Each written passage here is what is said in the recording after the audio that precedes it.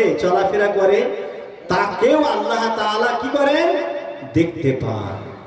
এর থেকে আশ্চর্যজনক হচ্ছে যে ওই পিপিলিকা যে চলে, ওর যে শব্দ, আপনি যদি তার পাশে দাঁড়িয়ে কানটাকে লাগিয়ে রাখেন, ওর শব্দটা বুঝতে পারবেন?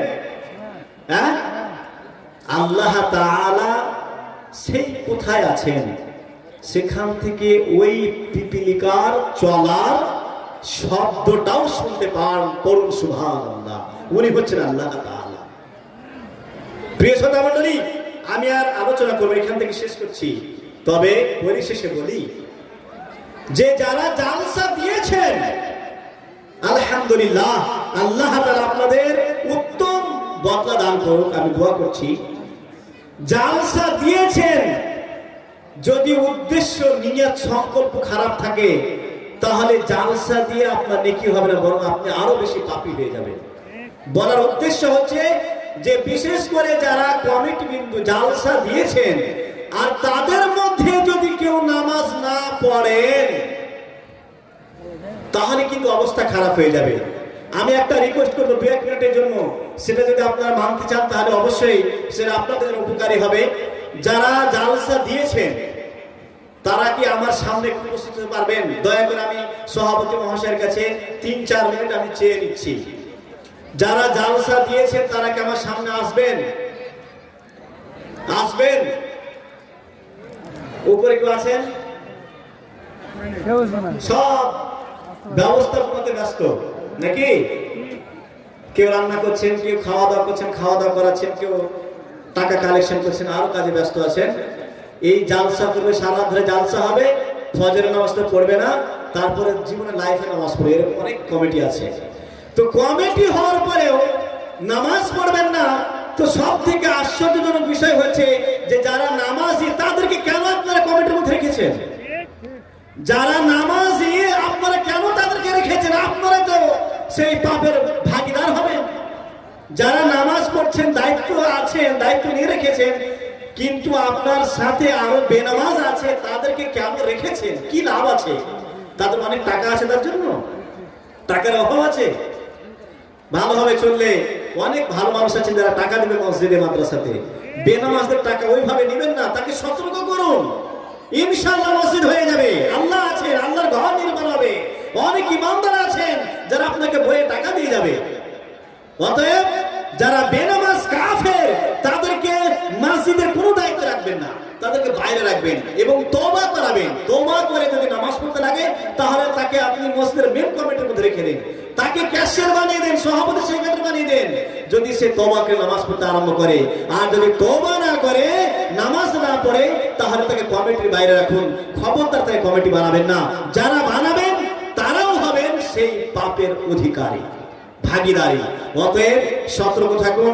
আমি পরিশেষে আল্লাহ তাআলার কাছে দোয়া করছি, হে রব্বুল আলামিন, জ্যেষ্ঠা গ্রামের যারা সদস্যবিন্দু, গ্রামবাসী, যদি এদের মধ্যে এবং যারা এখানে বাইরে থেকে উপস্থিত হয়েছেন, আলহামদুলিল্লাহ অনেকে উপস্থিত হয়ে গেছেন, খুব ভালো লাগছে। এখন যারা উপস্থিত হয়েছেন, যদি এদের মধ্যে কেউ বেনামাজ কাফের হয়ে থাকে, হে আল্লাহ তাদেরকে হেদায়েত দান করো, আমিন।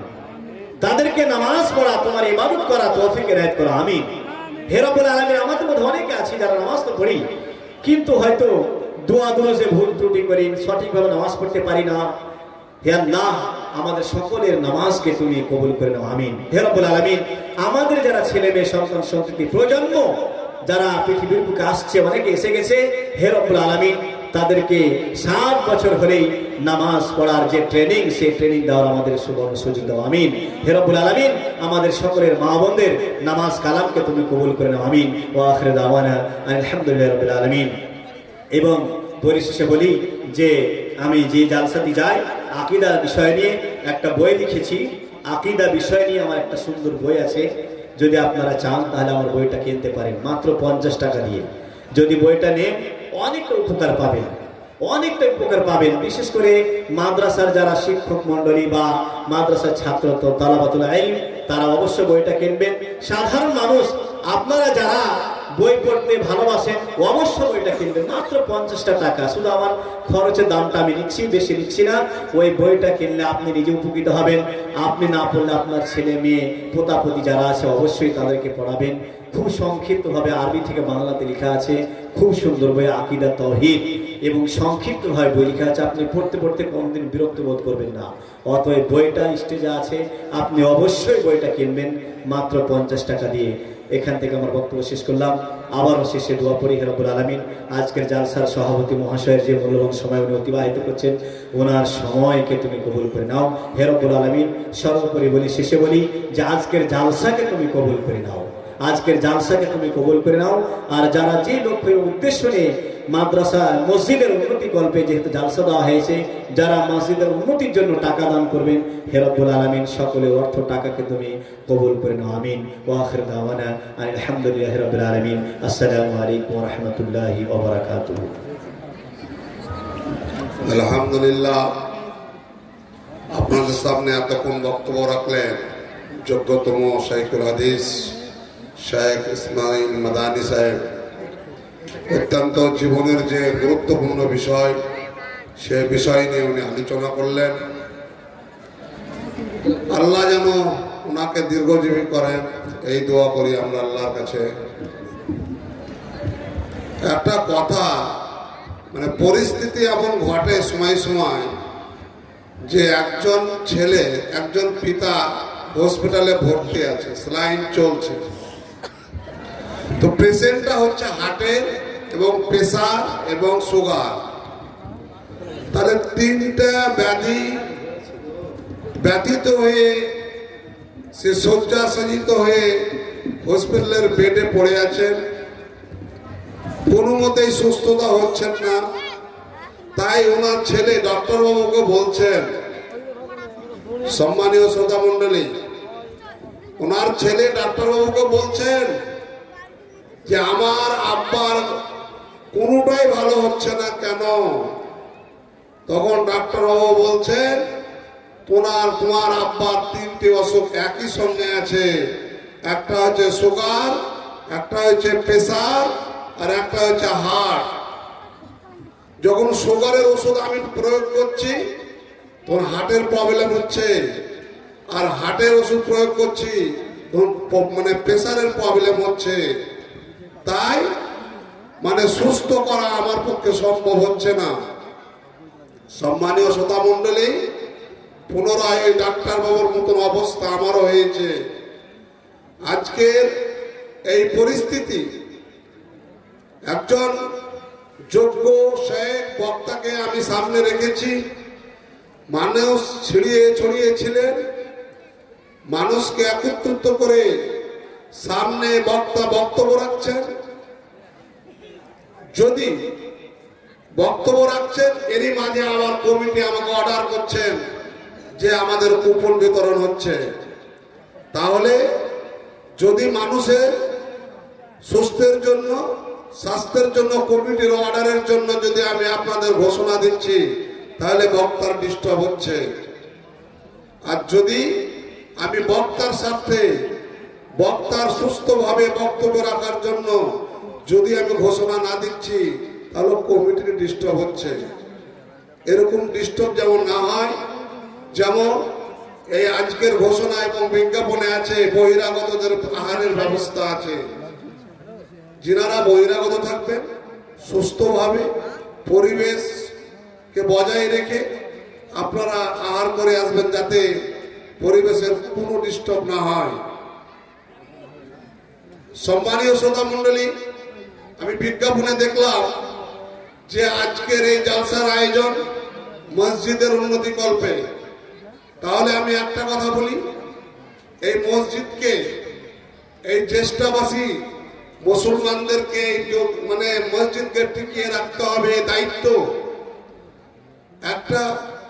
যদি কোনোদিন কোন বারাসাত মানে ভ্রমণে যান, তাহলে বারাসাত রেল স্টেশনের পাশে 1.5 কিলোমিটার পথ চলার পর বহু পুরাতন মসজিদ নজরে আসবে। সেই মসজিদের তত্ত্বাবধান করে কে, ওই মসজিদের দেখভাল করে কে জানেন? একজন অমুসলিম। কেন? যে ওই এলাকায় কোনো একজন মুসলিম বসতি পাবেন না, যে ওই এলাকায় একজন মুসলিমের বাড়ি আছে এরকম পাবেন না। তারপরেও মসজিদ জীবিত আছে। এই মসজিদের দেখভাল করে কে?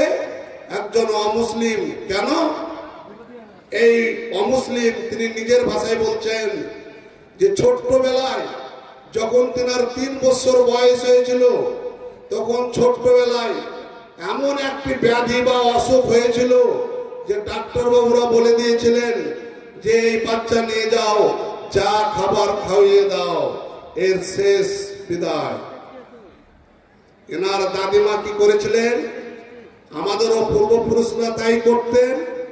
এনার দাদিমা একজন অমুসলিম হয়েও তিনি আল্লাহর উপরে ভরসা করে মসজিদে ফেলে রেখে চলে এসেছিলেন ওই বাচ্চাকে ফেলে আসার পর আল্লাহ তাকে সুস্থ করে দিলেন। এবং সুস্থ হওয়ার পর যখন সে কানে শুনলো তার দাদিমার মুখে যে তার সুস্থতার কারণ কি ছিল, তার দাদিমা বলেছিল যে তোমাকে ডাক্তার শেষ বিদায় জানিয়েছিল, কিন্তু আমরা আল্লাহর উপরে ভরসা করে মসজিদে রেখে এসেছিলাম। তিনি বলছেন আমি সেই দিন থেকে প্রতিজ্ঞা করেছিলাম যে যতদিন আমি জীবনে বাঁচবো এই মসজিদকে আমি টিকিয়ে রাখবো। তো ইনি নিজেই ব্যাখ্যা দিচ্ছেন যে আমি আজ অব্দি 60 বছর ধরে এই মসজিদের খিদমত করে আসছি।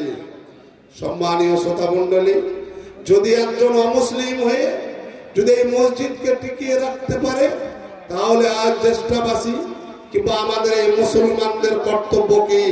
আমাদের মুসলমানদের কর্তব্য হবে এই মসজিদকে টিকিয়ে রাখা। আর একটা ইতিহাস জানা রাখা উচিত যে কাফেরের অবস্থায় সব থেকে আল্লাহ প্রিয় এবং মুহাম্মদ সাল্লাল্লাহু আলাইহি সাল্লামের অতি প্রিয় চাচা আমির হামজাকে খুন করেছিলেন, শহীদ করেছিলেন। এনার নাম কি জানেন? এনার নামই হচ্ছে ওয়াসি।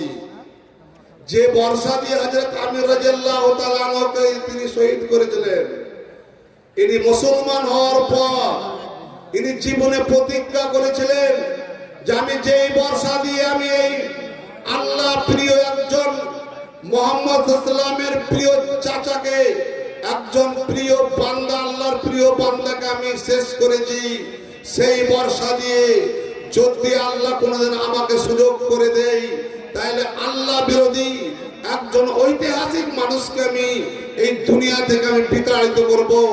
তাই ওয়াসি রাদিয়াল্লাহু তাআলা আনহু ইয়ামামের যুদ্ধে মুসাইলামাতুল কাজ্জাবকে ওই বর্ষা দিয়ে হত্যা করেছিল এবং দুনিয়া থেকে বিতাড়িত করেছিল এবং নিজেকে গর্ববোধ করেছিল যে যেই বর্ষা দিয়ে এই একজন মুসলিমকে আমি হত্যা করেছিলাম, সেই বর্ষা দিয়ে আজ একজন অমুসলিম বা আল্লাহ বিরোধী মানুষকে আমি হত্যা করলাম।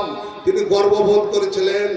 আজকে জ্যেষ্ঠার গ্রামবাসীদের গর্ববোধ করা উচিত, গর্ব করা উচিত, কিংবা প্রতিজ্ঞা করা উচিত যে আমাদের জীবনের যা উপার্জন করেছি, আমরা উপার্জন যত সম্পদ আমরা করেছি, অর্থ সঞ্চয় করেছি, যেই অর্থ আমার জীবনের এই আমি কুপথে বা অবৈধ পথে খরচ করেছি, যেটা ইসলামের পক্ষে বাঞ্ছনীয় নয়, আজকের এই জ্যেষ্ঠার গ্রামবাসীদের প্রতিজ্ঞা নিতে হবে আমার জীবনের অর্থগুলো আজকে এই জলসার মাহফিলে আমি আমার জীবনের উপার্জন করা অর্থ আজ মসজিদের খাতিরে মসজিদকে টিকিয়ে রাখার জন্য এই অর্থ ব্যয় করতে ইচ্ছুক। সম্মানীয় শ্রোতা মণ্ডলী, আপনাদের সামনে এখন এমন একজন বক্তা বক্তব্য রাখবেন, উনি বেশিরভাগই আদায়ের কাজে ব্যবহৃত হন, যিনাকে আপনারা সকলেই চিনেন এবং আপনাদের গর্ব করা উচিত যে এলাকারই সন্তান, আপনাদের এলাকারই সন্তান, দেশ বিদেশ তথা দেশের বাইরেও বক্তব্য রাখেন আমরা জানি। উনি আপনাদের সামনে বক্তব্য রাখবেন। ওনার নাম হচ্ছে শেখ কারি শাহাবুদ্দিন সাহেব। উনি শঙ্করপুর মাদ্রাসা শিক্ষক এবং আপনাদেরই পাশে গ্রাম ভবানীপুরের সন্তান।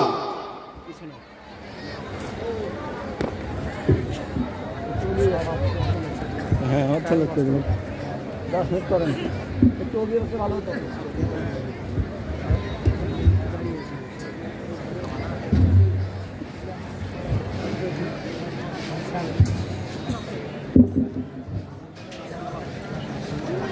السلام عليكم ورحمة الله وبركاته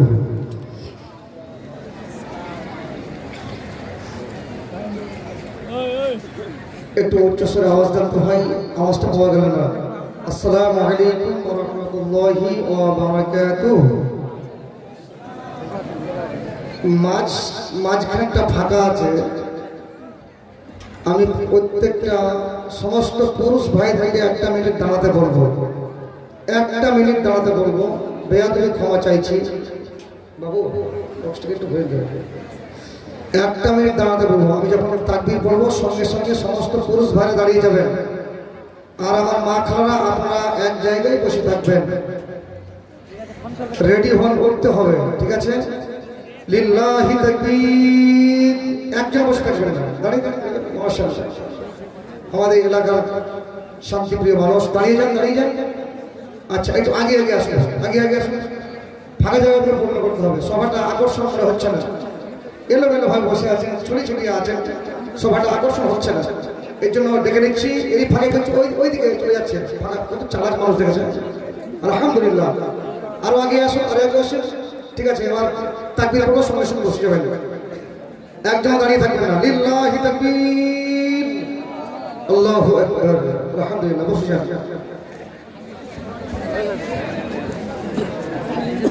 ইন্নাল হামদুলিল্লাহি নাহমাদুহু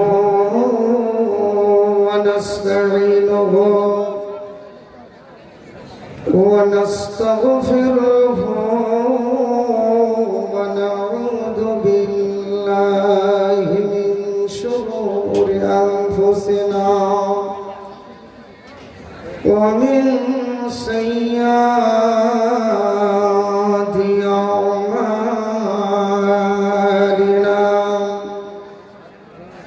من يهده الله فلا مضل له ومن يضلله فلا هادي له. الذي أرسله بالحق بشيرا ونذيرا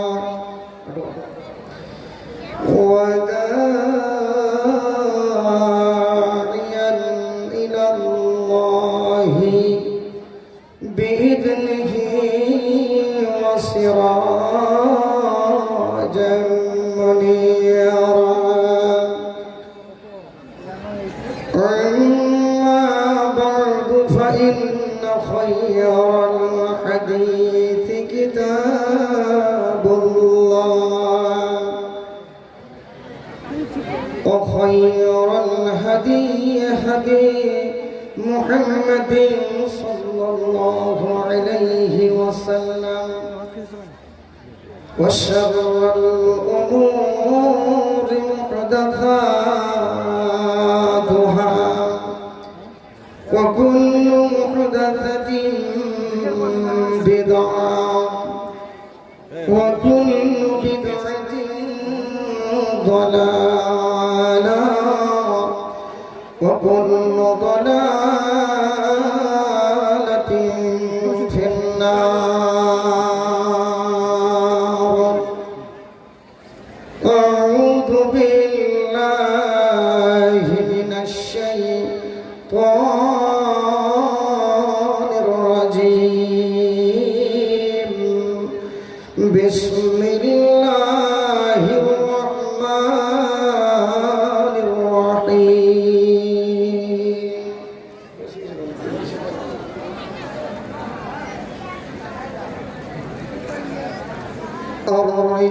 الرجال قوامون النساء بما فضل الله بعضهم على بعض وبما أنفقوا من أموالهم فالصالحات قانتات حافظات للغيب بما حفظ الله والتي تخافون نشوزهن فعظوهن واهجرهن في المضاجع واضربوهن فإن أطعناكم فلا تبغوا عليهن سبيلا إن الله كان عليا كبيرا.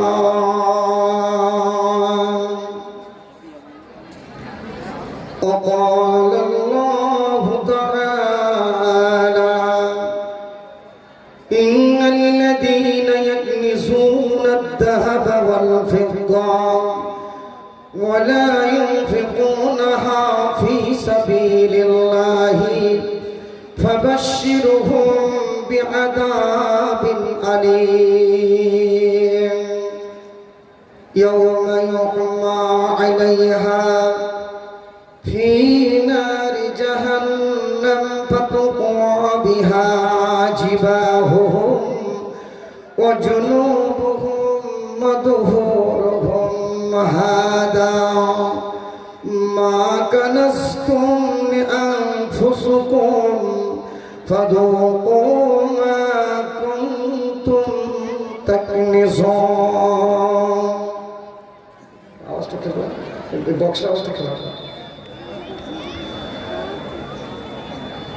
وقال النبي صلى الله عليه وسلم الدنيا كلها متاع وخير متاع الدنيا المرأة الصالحة أو كما قال عليه الصلاة والسلام.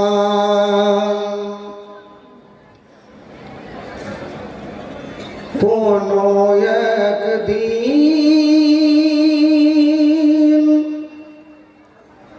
এদেশের আকাশে কালেমার পতাকা ধরবে, কোনো একদিন এদেশের আকাশে কালেমার পতাকা ধরবে, সেদিন সবাই খোদাই বিধান পে দুঃখ বেদনা ভুলবে, দুঃখ বেদনা ভুলবে। সেদিন আর নয় বেশি দূরে, আর কিছু পথ গেলে মিলবে, থাকবে না অনাচার দুর্নীতি কদাচার, থাকবে না অনাচার দুর্নীতি কদাচার, সকলে শান্তিতে থাকবে, সকলে শান্তিতে থাকবে। কোনো একদিন এদেশের আকাশে কালেমার পতাকা ধরবে, সেদিন সবাই আল্লাহর বিধান পে দুঃখ বেদনা ভুলবে, দুঃখ বেদনা ভুলবে। অশান্তির কোপানলে মরিস না ধুকে ধুকে, আই তোরা দিকে দিকে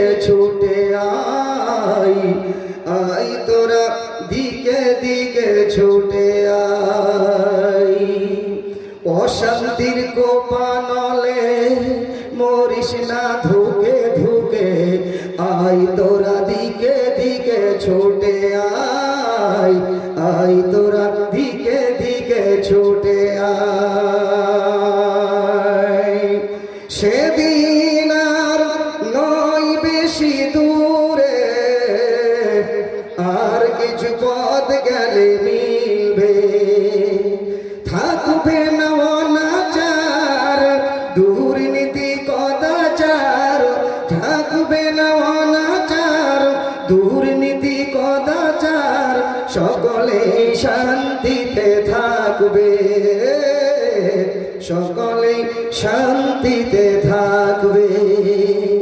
একাকী রমণীরা নির্জন পথে যাবে, কোনো জন কটু কথা কবে না, কোনো দিন কটু কথা কবে না।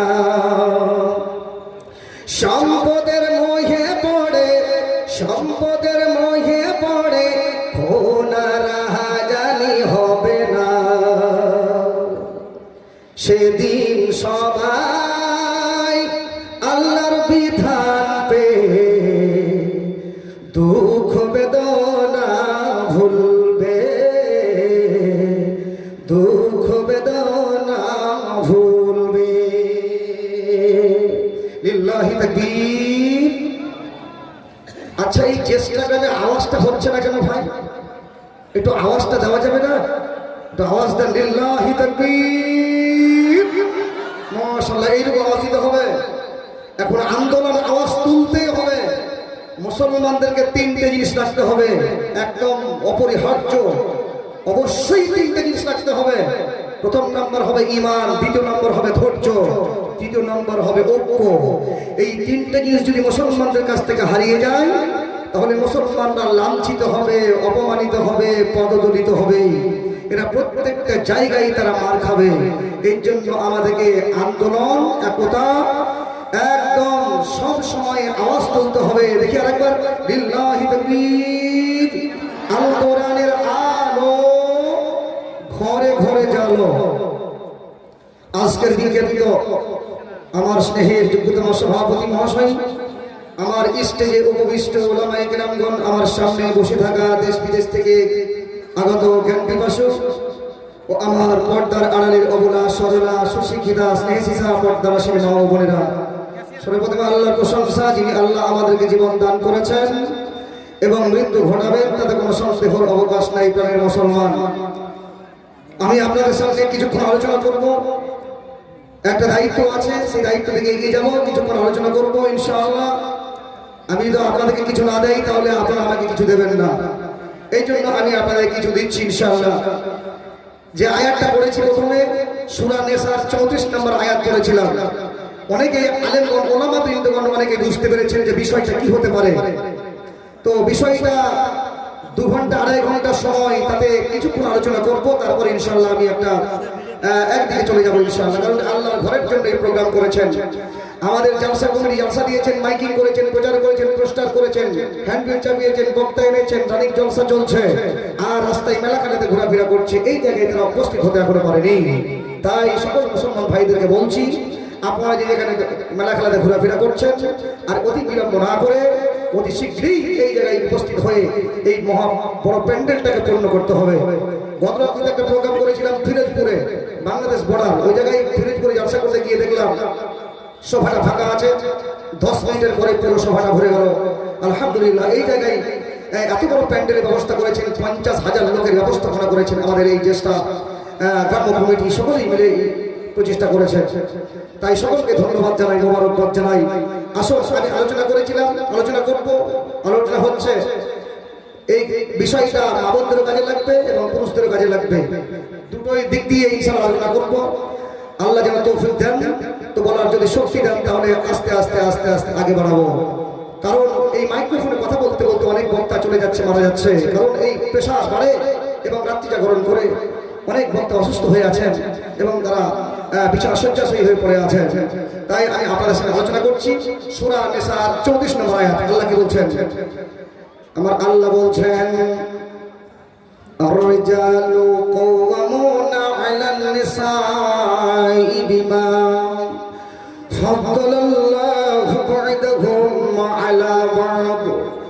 وبما أنفقوا من أموالهم فالصالحات قانتات حافظات للغيب بما حفظ الله والتي تخافون نشوزهن فعظوهن واهجروهن في المضاجع واضربوهن فإن أطعناكم فلا تبغوا عليهن سبيلا إن الله كان عليا كبيرا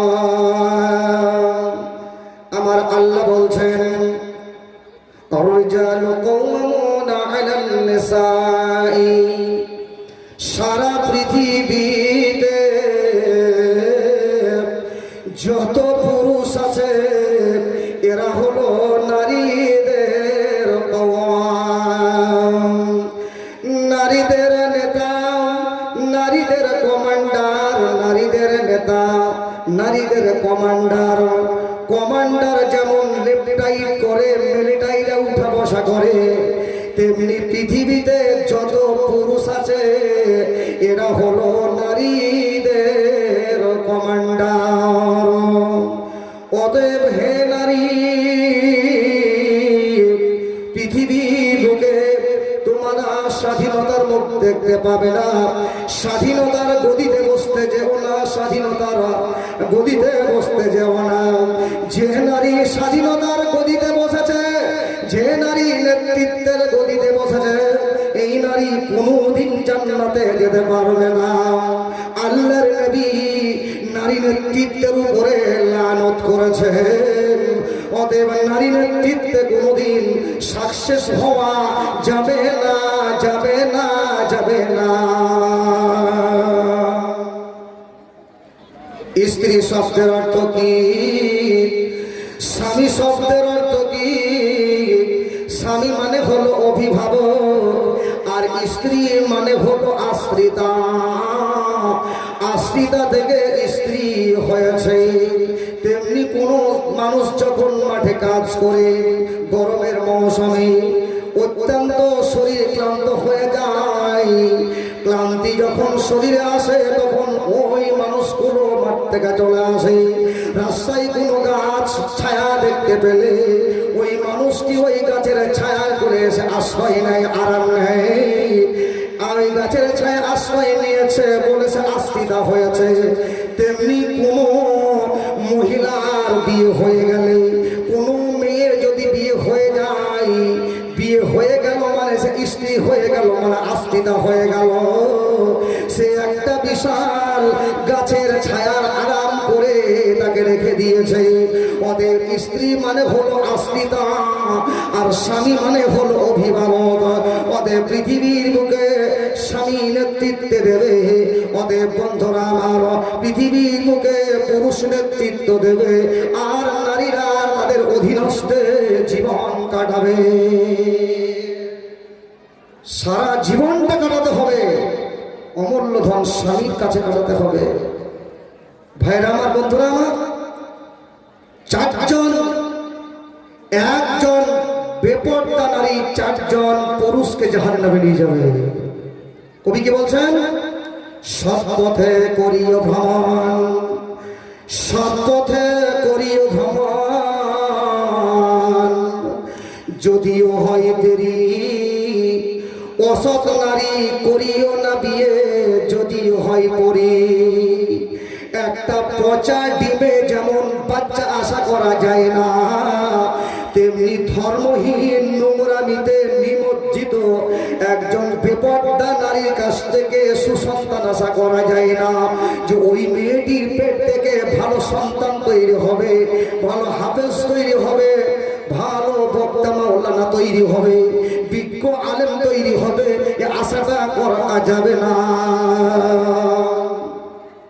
চিনিকে যত্নে রাখলে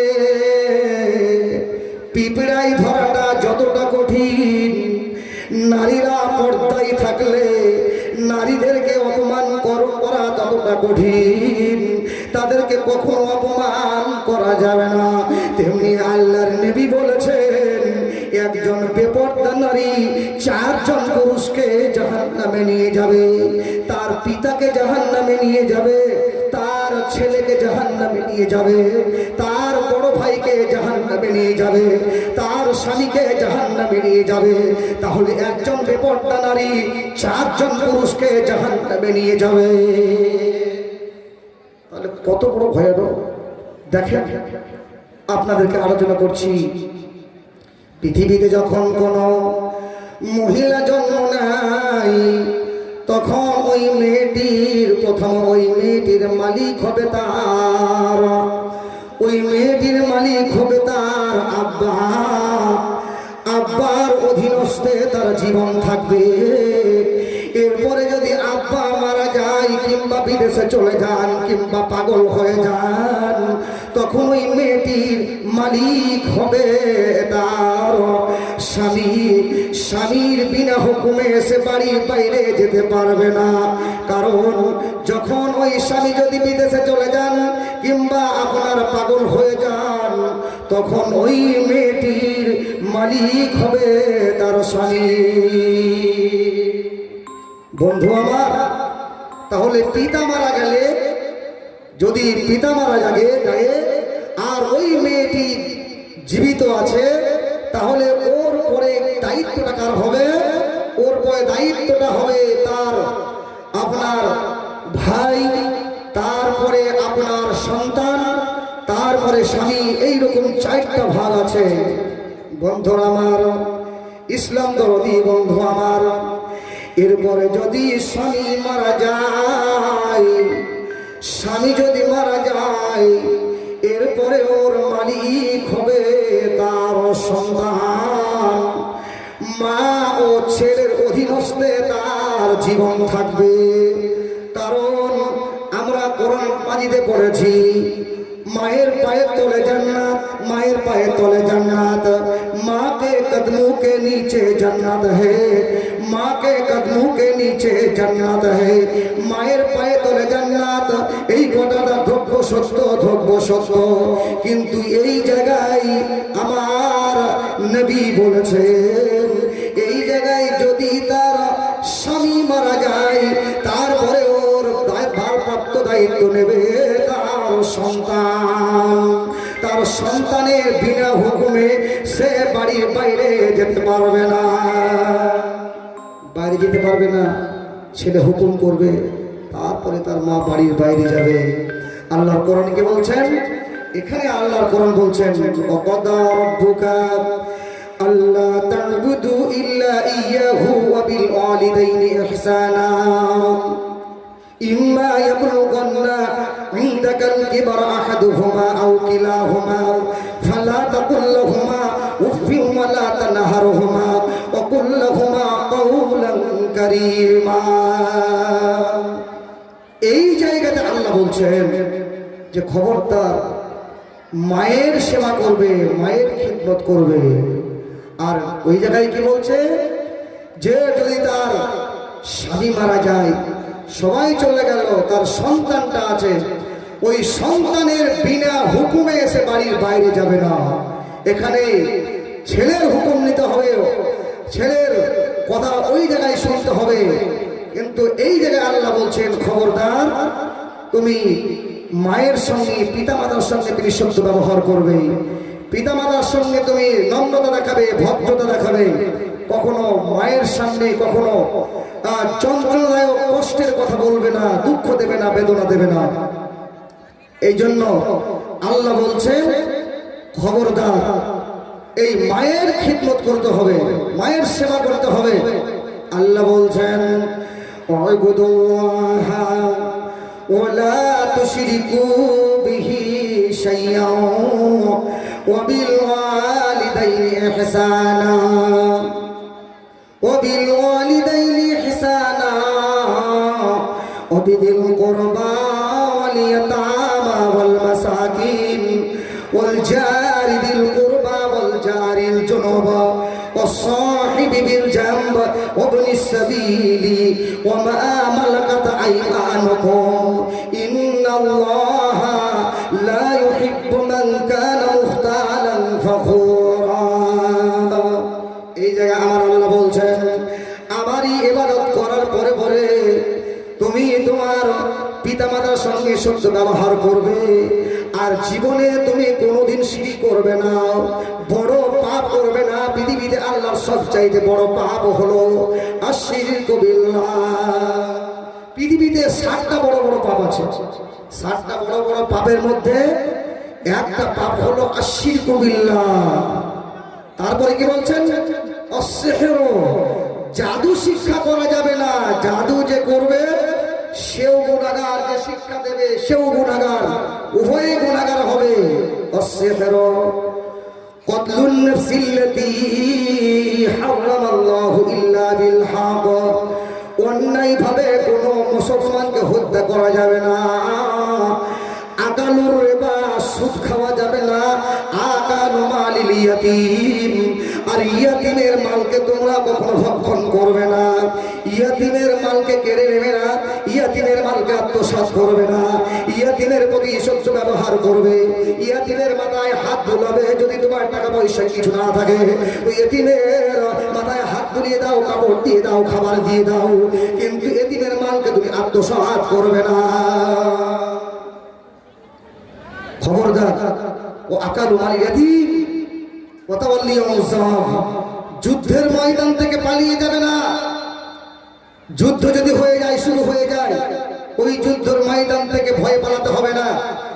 এক আল্লাহর প্রতি ভরসা রেখে ওই ময়দানে যুদ্ধ করে জয় লাভ করবে অথবা বিজয় লাভ করবে। ওই ময়দান থেকে ভয়ে পালাতে হবে না। যদি পালিয়ে যায় তাহলে বড় একটা পাপ হয়ে যাবে। কসফুল মুহসানাতিল গাফিলাতিল মুমিনাত, সাদা সিধা সচ্চরিত্রা স্ত্রীর প্রতি মিথ্যা অপবাদ দেওয়া। একজন নারী সচ্চরিত্র নারী, একজন নারী গুণবতী নারী, দিনদার নারী, পরিষ্কার নারী, আর অন্য একজন বলছেন না এই মেয়েটি দুশ্চরিত্রার মহিলা, এই মেয়েটি কলঙ্কিনী মহিলা, এই কথা বলা যাবে না। তাহলে ইলজাম লাগিয়ে দেওয়া হবে, তোহমত লাগিয়ে দেওয়া হবে, এটা একটা বড় পাপ হবে। আমাদের সমাজে আছে না একজন সচ্চরিত্রবান পুরুষ